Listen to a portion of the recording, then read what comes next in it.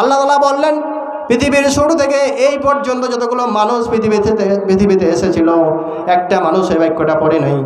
আর এর সব কি হবে, এর সবটা কি হবে সেটাও আমি তোমাদেরকে বলে দেই নাই। ফেরেশতা যখন বললেন আমি কি লিখবো, আল্লাহ তাআলা বললেন, উকতুব কামা ক্বালা আবদি আনা আজসি বিহি, বাক্যটাকে আমার বান্দা যেভাবে বলেছে সেভাবে লিখে রেখে দাও। কিয়ামতের ময়দানে আমি আল্লাহ নিজেই নিজ হাতের পুরস্কার দান করে দেব। সুবহানাল্লাহ। যারা আমার এখানে উপস্থিত হয়ে আছেন, আপনারা সবাই আমার সাথে বাক্যটা পড়বেন। আমার সাথে পড়েন, ইয়া রাব্বি লাকাল হামদু কামা ইয়ানবাগি লিজালালি ওয়াজহিক ওয়া আযীমি সুলতানিক। আমি যে বাক্যটি পড়েছি এটা আল্লাহ তাআলার প্রশংসার একটি বাক্য। আলহামদুলিল্লাহ বাদেও অসংখ্য প্রশংসার বাক্য রয়েছে, যেমন সুবহানাল্লাহি ওয়া বিহামদিহি আদাদা খালকিহি ওয়া রিদা নাফসিহি ওয়া জিনাতা আরশিহি ওয়া মিদাদা কালিমাতিহি, এই দুটো আছে বা এই বাক্যটা আছে। কিন্তু আমি যেটা পড়েছি, ইয়া রাব্বি লাকাল হামদু কামা ইয়ানবাগি লিজালালি ওয়াজহিক ওয়া আযীমি সুলতানিক, এটা এত গুরুত্বপূর্ণ একটা বাক্য যেটার হাদিসটা যদি আপনাদের সামনে উল্লেখ করি তাহলে আপনারা বুঝতে পারবেন।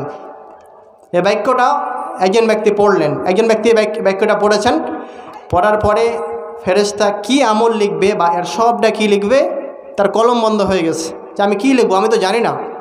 কারণ পৃথিবীতে যে আমলই করেন না কেন বা আমরা যে আমলই করি না কেন, প্রত্যেকটা আমলের সব আল্লাহ তাআলা নির্ধারণ করে দিয়েছেন। কিন্তু ইয়া রাব্বি লাকাল হামদ এই দুটা বা এই বাক্যটার কোনো সব আল্লাহ তাআলা লিপিবদ্ধ করেন নাই বা এটার কোনো পরিমাণ আল্লাহ বলে দেয় নাই।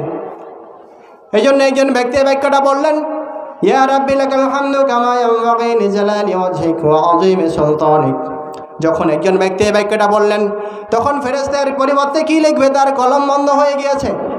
যখন তার কলম বন্ধ হয়ে গিয়েছে তখন তিনি আল্লাহকে বললেন, ইয়া রব মা আকতুব আলা হাযা, এটার জন্য আমি কি লিখব যেটা তোমার বান্দা বলেছে, যেটা তোমার বান্দা বাক্য যে বাক্যটা পড়েছে সেটার জন্য আমি কি লিখব আমার তো জানা নাই।